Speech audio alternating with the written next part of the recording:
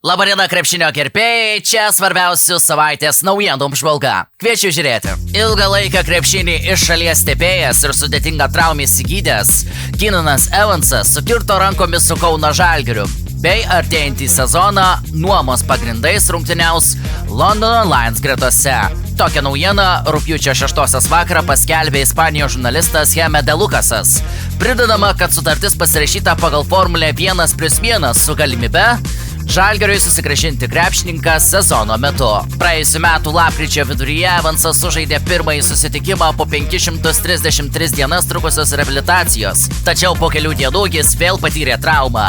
Šį kartą Eurolygos dvikovoje su Kauno Žalgiriu. Kairės kojos Achilo sausgyslės plyšimas jį išvedė iš rikiuotės visam sezonui. Londono Lions vadovaujama Tautvydo Sabonio rungtyniauja Europos taurėje. Ir jau rugsėjo 30-ąją, jeigu jis bus pasiruošęs, Evansas atvyks į Šiaulių areną. O Kauno Žalgirio gerbėjai nekantriai laukia šio krepšininko sugrįžtant į laikinąją sostinę, kurioje jis praleido kelis sezonus. Nacionalinė krepšinio lyga kitą sezoną pasitiks su nauju prezidentu.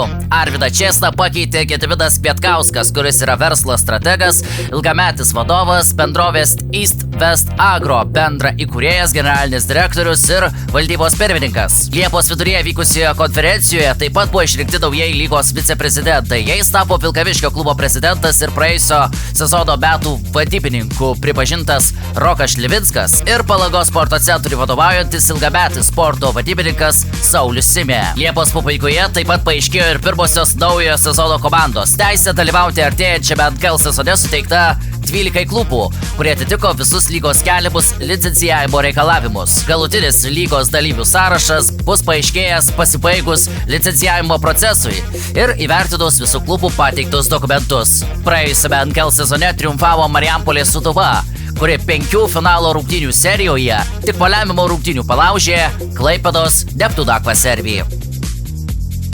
Rugpjūčio 7 dieną Lietuvos rinktinės vyriausiasis treneris Rimas Kurtinaitis paskelbė 14 krepšininkų sąrašą rugpjūčio mėnesio langui. Stovyklą praleis ilgametis Lietuvos rinktinės kapitonas ir Kauno Žalgiryje kitą sezoną rungtyniausiantis Jonas Valančiūnas. Rimas Kurtinaitis neslėpė, kad komplektaciją apsunkino žaidėjų traumos ir karjeros pokyčiai. Rinktinės sąraše vos 2 Eurolygos krepšininkai. Abu jie atstovauja Žalgiriui, tai Ąžuolas Tubelis ir Marekas Blaževičius.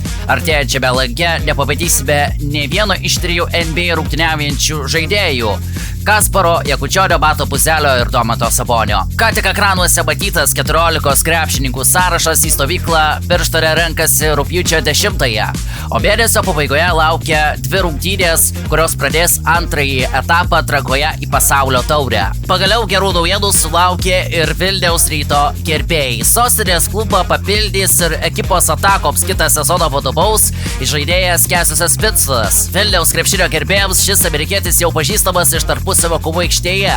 Emilijos Redžo klubo laikais 2024-2025 metų sezono Čempionų lygos rungtynėse jis į Ryto krepšį įmetė 26 taškus ir tai buvo jo asmeninis rekordas turnyre.